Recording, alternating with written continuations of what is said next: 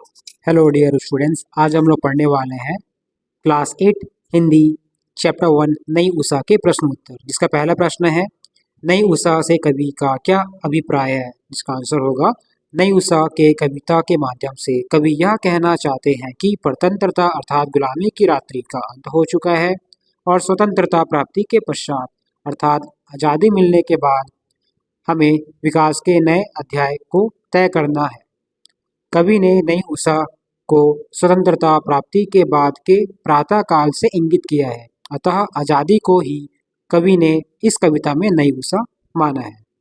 Second question देखते हैं, सभी मनुष्यों में किन किन गुणों का विकास होना चाहिए। जिसका उत्तर है कवि के अनुसार सभी मनुष्यों में विवेक, ज्ञान, दया, सत्य, सहानुभूति, मैत्री भाव और आपसी प्रेम भाव आदि का विकास होना चाहिए। मतलब ये बोल रहा है सेकंड आंसर में कि जितने भी अच्छे गुण हैं वो सारे अच्छे गुणों का सभी मनुष्यों में विकास होना चाहिए।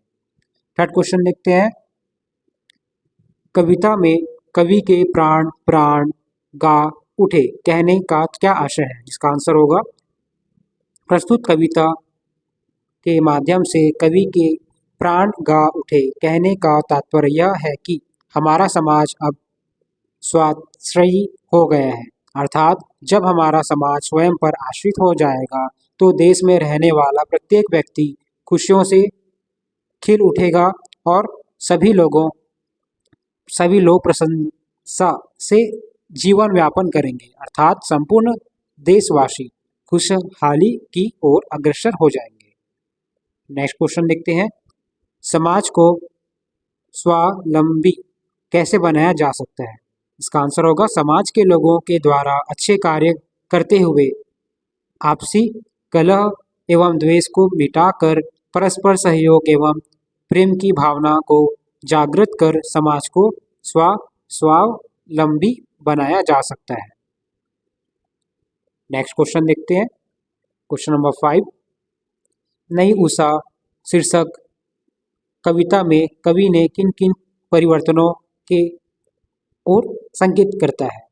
तो ये पूछ रहे हैं कि नई उषा जो कविता है, इस कविता में कवि ने किन किन परिवर्तनों की ओर संकेत किया है, क्या बताना चाहते हैं। जिसका आंसर होगा प्रस्तुत कविता नई उषा शीर्षक कविता के कवि ने आज़ादी के बाद भारतीय नागरिकों में अज्ञानता को दूर करने व शिक्षा के अधिकार अपनी क्षमता के अनुसार कार्य करने का अधिकार एवं अपनी उन्नति के लिए प्रयास करने और आगे बढ़ने की ओर संकेत करता है। मतलब इस आंसर में ये बोल रहा है कि आज़ादी के बाद भारत देश के जो भी नागरिक है वो अपना अज्ञानता दूर करे और विकास की तरफ अग्रसर हो, आगे बढ़े।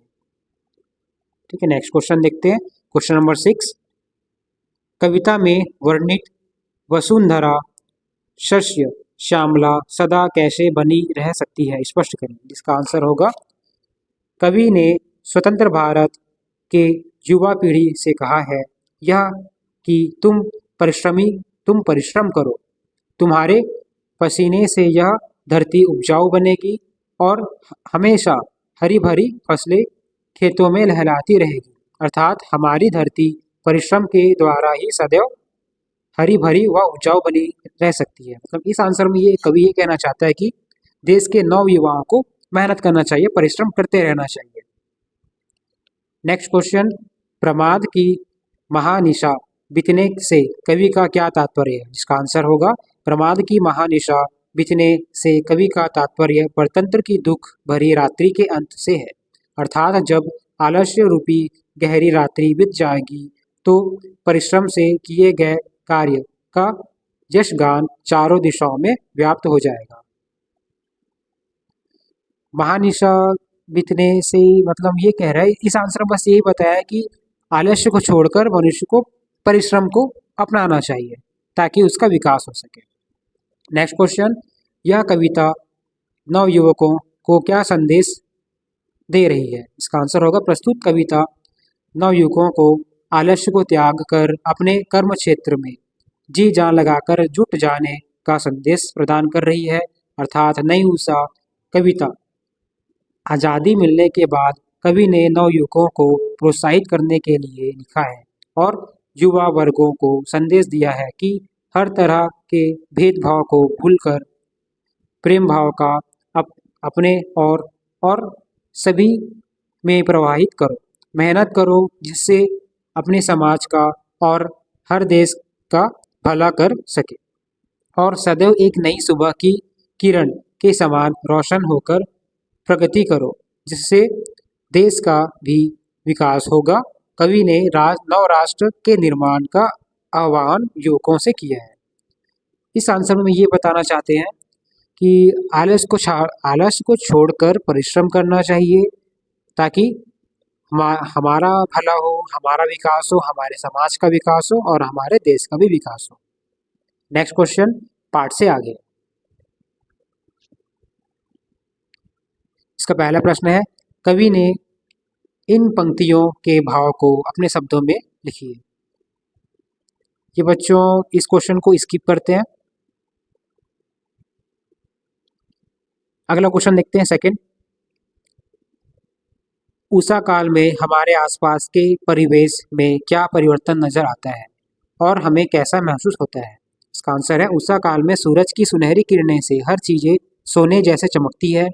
कमल खिल जाते हैं, चिड़िया घोंसला छोड़कर चहचहाने लगती है, हर किसी का मन प्रसन्नता से खिल उठता है।